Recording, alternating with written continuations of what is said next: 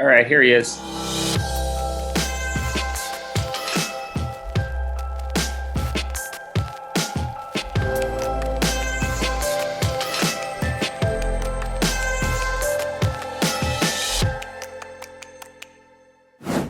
I ask everybody who comes on the show what being black means to them. And it's interesting to talk to you about this because you have your European experience in life and tremendous experience in America, and you have a much stronger tie to Africa than a lot of us have. So Well, I'm that's just subjective, but right. I mean, I've just been no. there a little bit as a tourist, but I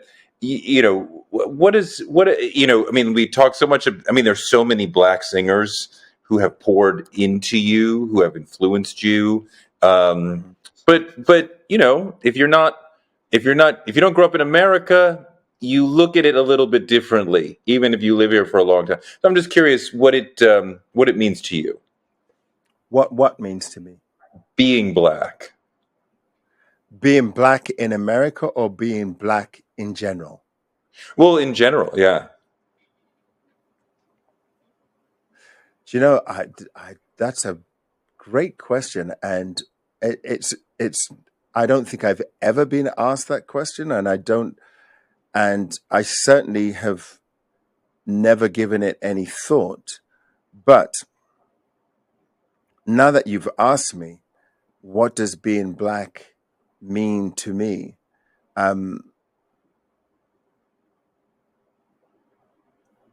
It means a lot of things. I think being black gives you a unique understanding of empathy. I think it gives you a unique understanding of music. But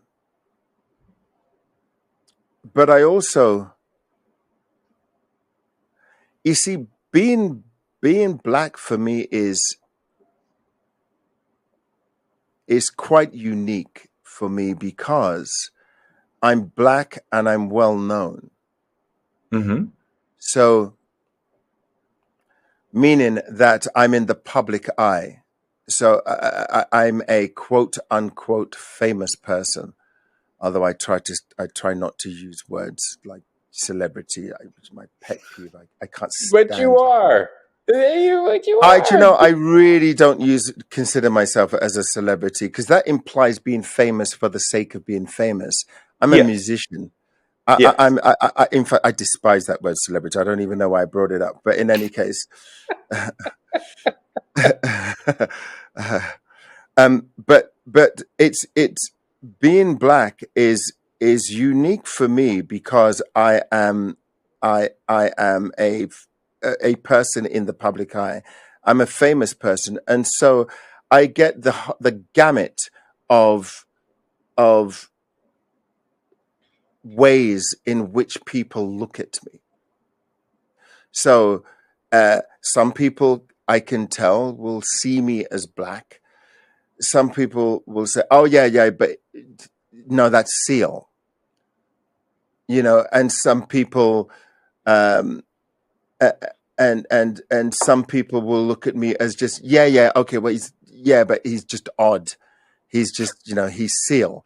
He's not, and so it gives me quite a unique perspective and an insight into what it would be like being black if I were not a famous person.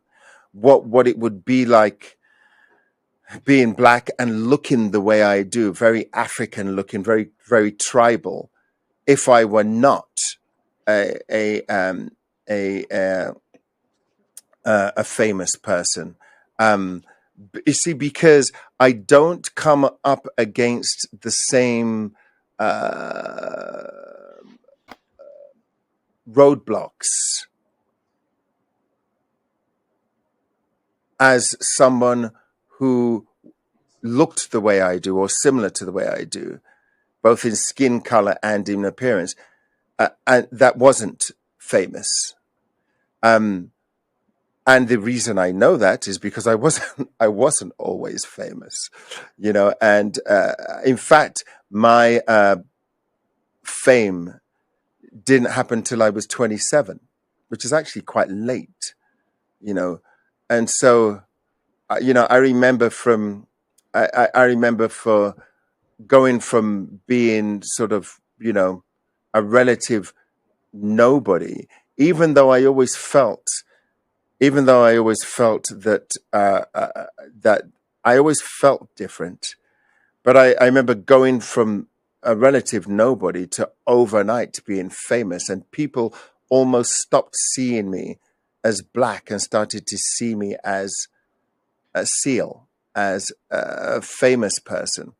Um, I do realize that is perhaps one half of the question that you were asking me. Um, I could perhaps elaborate on that by saying, well, what was it like, asking a question, what was it like growing up in England as a black man and then coming to America? Very different, very, very, very polarizing in America. Growing up in England, the nature of how black people came to England, the nature of how my forefathers came to England. In fact, the nature of how my parents came to England was very different from the nature of how black people's ancestors and parents came to America. My parents came to England by invitation from, my parents are from Nigeria. And so Nigeria was a part of the British Empire at one point. It was a colony. And after the Second World War, my parents were invited to come and rebuild the economy of the country. So, yeah, when the parents of myself and people from my generation came to England, there were there things like racism? Yes, but it was different because of the dynamic, of like a lot of people had come from the Caribbean and from Africa, but on by invitation to work in England. The country was going through uh, an economic difficulty. And the indigenous peoples of England understood that, and they understood that they needed people. The government had reached out to its colonies to get people to come over to do work and to do jobs that perhaps they weren't capable of doing or didn't want to do or whatever. The point I'm trying to make is that there was kind of friction, but but we were able to sort of like to argue, call each other names, have the odd fight about it and get on and move on. And so a lot of there wasn't as much of a racial divide uh, and such polarization as what I came to meet in America. And it took me a while to pardon? Well, what happened when you got? What is something that happened when you got to America that made you say, "Oh, it's different over here"? Um, the way that Caucasian people dealt with you or dealt with me before they knew I was SEAL, before they recognized me. I remember first coming here, and I had an experience in Beverly Hills once where someone, just this random woman, came up to me and she goes, you're the reason why. Now, admittedly, this was the time of the riots, I think. It was in 92, Eh, 91, The LA 92. riots, like 1990. Yes, Yes, around that time. She goes, "You're the reason. So why don't you know? It's just all because of you, this random woman." And I remember, and s- and that wasn't something I'd kind of experienced 92. before. Pardon? Yes, 92 was the 92, LA riots. 92.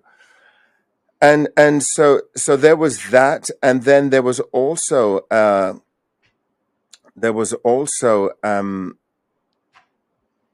you know, from black people over here, there was this kind of weird curiosity. Well, how come you don't, you know, talk or behave like us? Yet you Interesting. look, you know, yet you look like fully, like you look like a Zulu. You look more African than, than they do in the Tarzan movies, you know, or, you know. And so, how come you don't? And so that was an interesting dynamic, and of course, I guess my and then there was my lack of understanding of the plight of of of, of black people in this country, and having not grown up here, um, I didn't fully understand, nor could I pretend to understand the fight. I couldn't understand. You know, I've since toured around this country multiple times by bus, and you know, I talk to everyone. When you know, I'm the guy that when we, you know, like if I go out with the runner during, you know, in between sound check and the gig, I'll talk to, you know, I'll talk to a doorknob. You know, if I felt that it would engage me in conversation, you know. And so I talked to, and so I've traveled around America numerous times by tour bus, and I've played in a lot of, you know, small towns and well, not so much small towns, but cities and things like that. And you talk to people, and then you get a real an understanding. I started to get an understanding of what it has would have been like to grow up here as a black person, compared to what it was like in growing up in England. And so I feel that being a musician and being in the public eyes is just giving me a real unique insight uh, into the differences of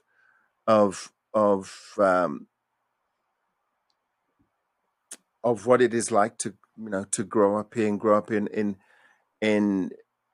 in England, in my country, and therefore I guess I was able to better understand why there is such divide in this country, and why uh, you know, there are wounds that are still fresh and they run very deep, and it's difficult to move past them, and it's difficult um,